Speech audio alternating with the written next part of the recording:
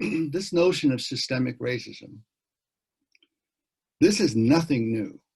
And most of you over a certain age watching all of this understand systemic racism because you probably participated in the movement to undo it. And that's really the civil rights movement. The civil rights movement, the genius of the civil rights movement was that it was waged not so that white people would stop calling Black people names, and not even so that white people would want to be friends with Black people. That they would stop calling folks names would be a good thing. That there would be more racial harmony in our social relationships would also be a good thing. But that's not why it was waged. It was waged against systemic racism, against the systemic denial of the opportunity for African Americans to lead those independent, self-sufficient, healthy, stable paths toward whatever future they could build for themselves as Americans, right? And so what the country was calling the American dream, African Americans were calling freedom. But the genius of the civil rights movement was to take a rights-based approach, primarily through law, to dismantle institution by institution the systemic racism that was denying all these basic things. And so the theory of the civil rights movement ought to be familiar through the acts that were passed in the 1960s. And so being a professor who has to sit in this chair far too many hours a day, I have put a little bit on my 19th century board here to just remind us of which institutions tended to be targeted by the Civil Rights Act. Housing policy and access to credit, specifically to mortgages, but more broadly to credit. Equal access to educational resources. Equal access or treatment in employment opportunities. The ability to get a job, the ability to keep the job, the ability to be promoted within the job. Equal access to voting, equal access to public accommodations. These are fundamental institutions in our lives that either confer, in the case of most Americans, or deny, in the case of African Americans, that basic sense of equality to lead a healthy, independent life. And it was recognized within the framework of these laws that racial discrimination, because at that time we're trying to overcome Jim Crow or de jure discrimination, that racial discrimination was the primary harm. That racial discrimination had to be rooted out and named directly. And so most of these acts have specific race-conscious prohibitions on the denial of opportunity. Also understood, but approached slightly differently, was the power of segregation, the power to exclude geographically or to concentrate within particular places these kinds of disparate institutional rules that would then produce disparate outcomes among individuals, households, and communities. Excuse me. And so we do away with segregation through all of this in a de jure sense.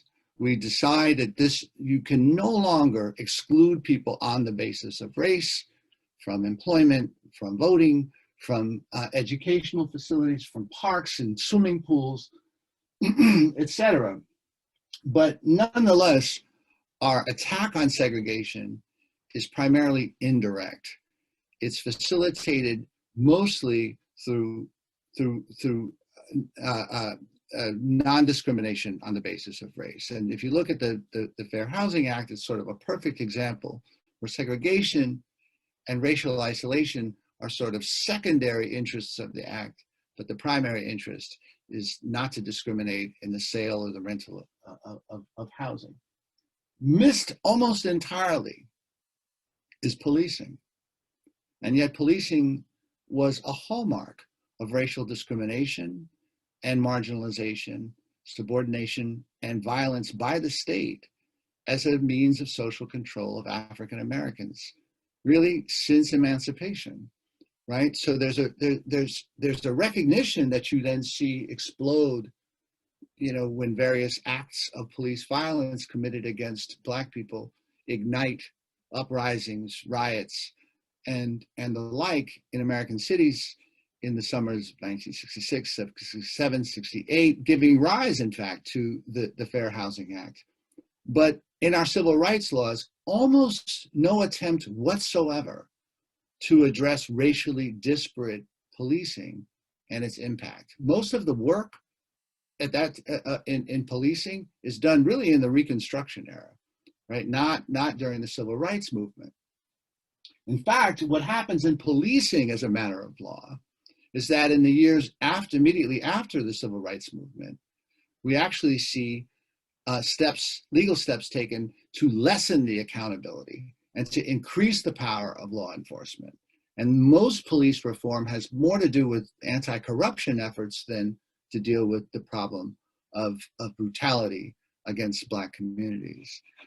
So that's the past. And it's important to recognize that our history is critically important to our present.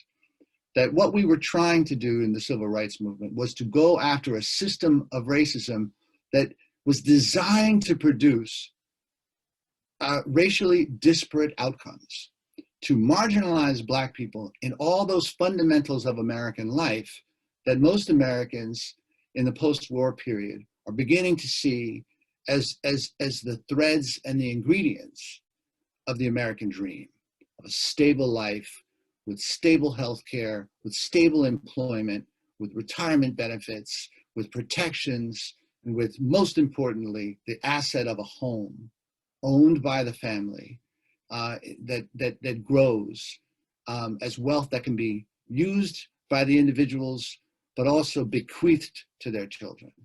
All right, so that's the system of racism that the civil rights movement addresses. And here we are today.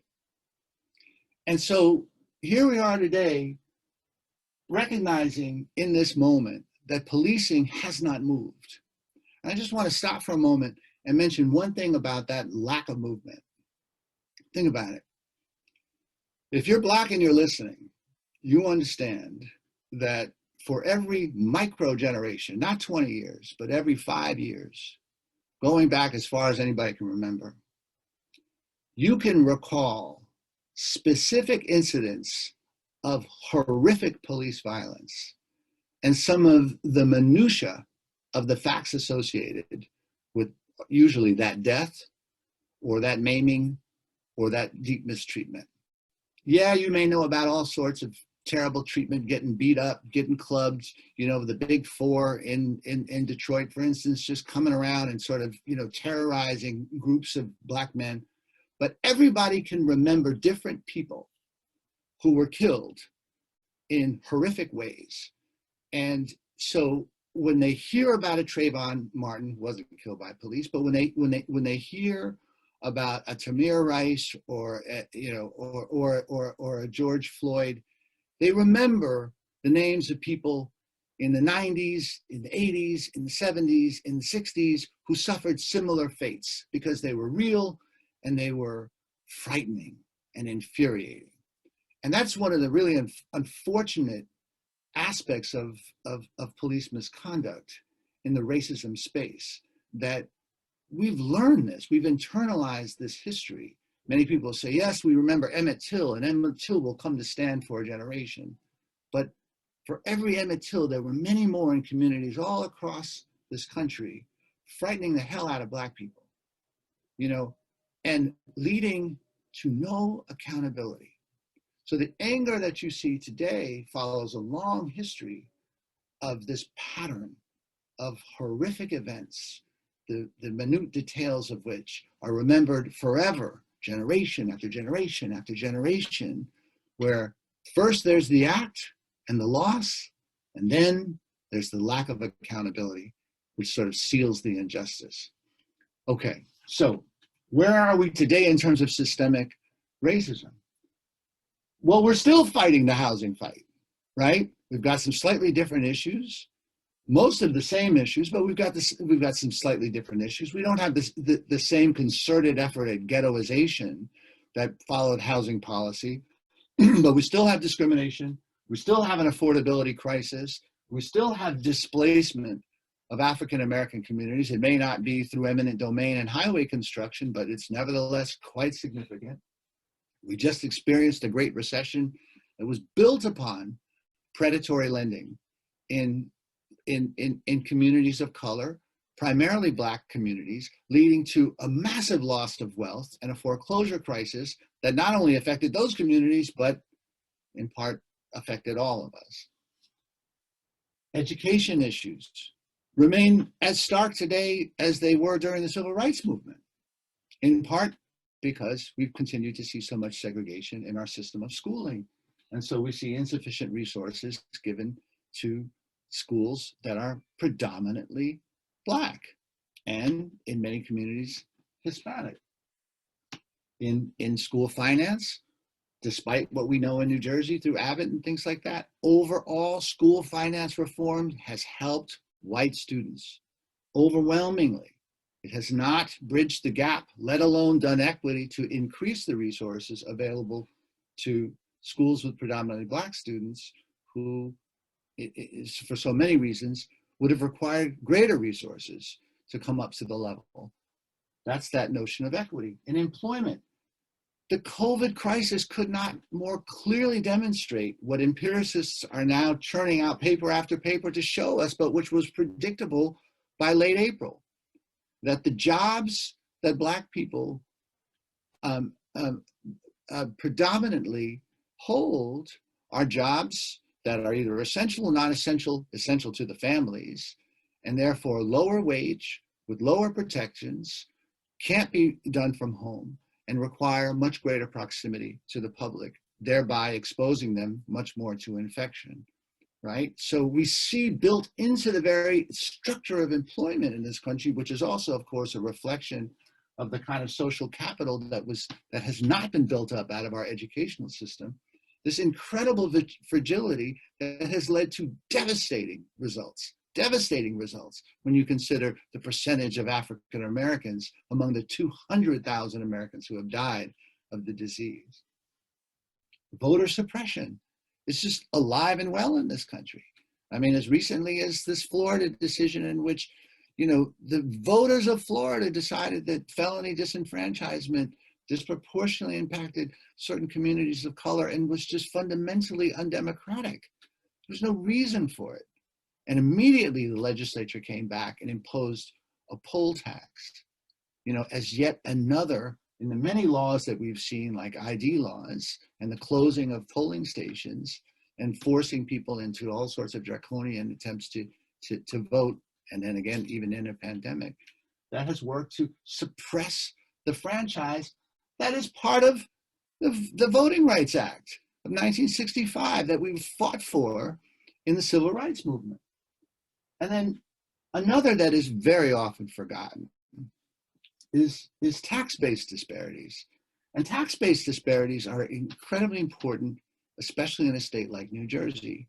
And this is one of the issues of systemic racism that my students frankly struggle with, and so probably do their parents, because it goes to the continued existence of segregation, of residential segregation, not by law, not by racially discriminatory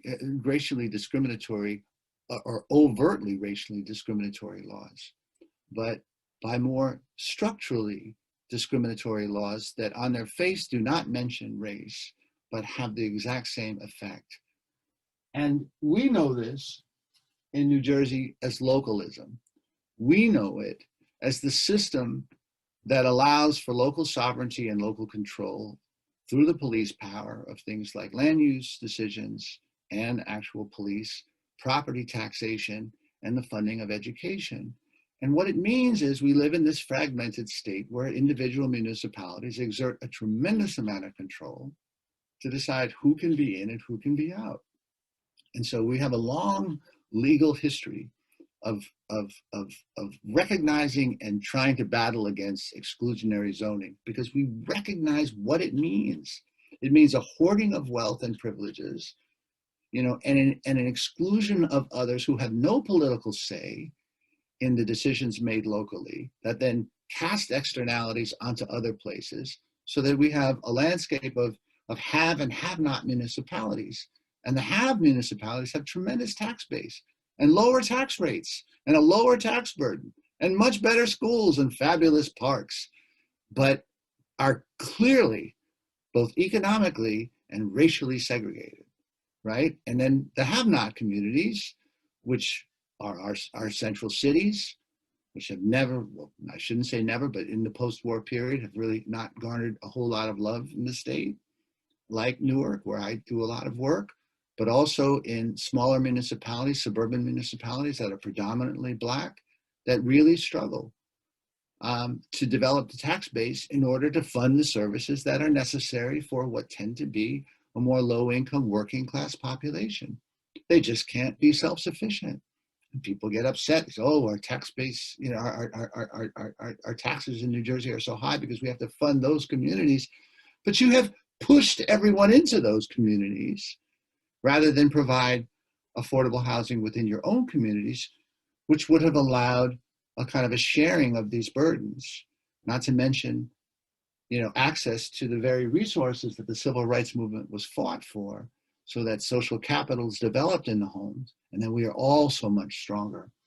So this is what we face today. These are the various pieces, institution by institution, where the rules have been structured by the remnants of overt, if not covert, racial discrimination.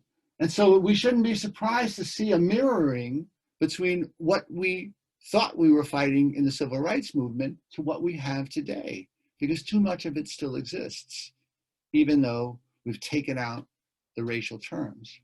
The outcomes speak for themselves. The system is doing what it was designed to do. And of course, nowhere is that clearer than in policing. And the last thing I'll say, because I know this comes up very often in Q&As around this issue, is, but they're not working hard enough for this. They are the authors of their own demise. They are the authors of their own disadvantage. Look at their lack of personal responsibility. Look at their failure to do this. Look at their remember where our wealth comes from. Remember where our middle class comes from. Prior to World War II, it was a very different landscape. Or prior to the Depression, it was a very different landscape. The New Deal and the post-war economy, in which a very generous government pulls the levers of policy deliberately in order to create the middle class life that so many of us enjoy today, is rooted in these very same institutions that confer opportunity. Home ownership through the FHA, education through things like the GI Bill.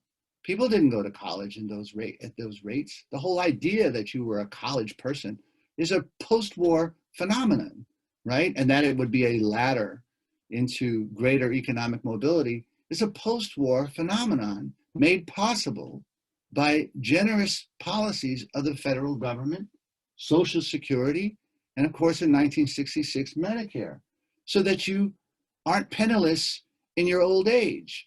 So even though you lived in a more unionized society, you might have some pension, you wouldn't have to rely exclusively on that pension. And if, like so many Americans in this country who rely on healthcare, who rely on their employment for their healthcare, there's Medicare for the elderly to ensure that you don't fall through the cracks. Almost all of these important programs for which we have a right to be proud as Americans excluded Blacks. So it's important to recognize that we all want the same things, but only some of us got them from a generous government that made our hard work pay off and didn't constrain us with this insidious set of rules based upon race. And so it is that insidious set of rules, first established overtly and attacked through the civil rights movement, and then reestablished and reproduced in non-racial terms that nevertheless have similar impact, that we're fighting against today.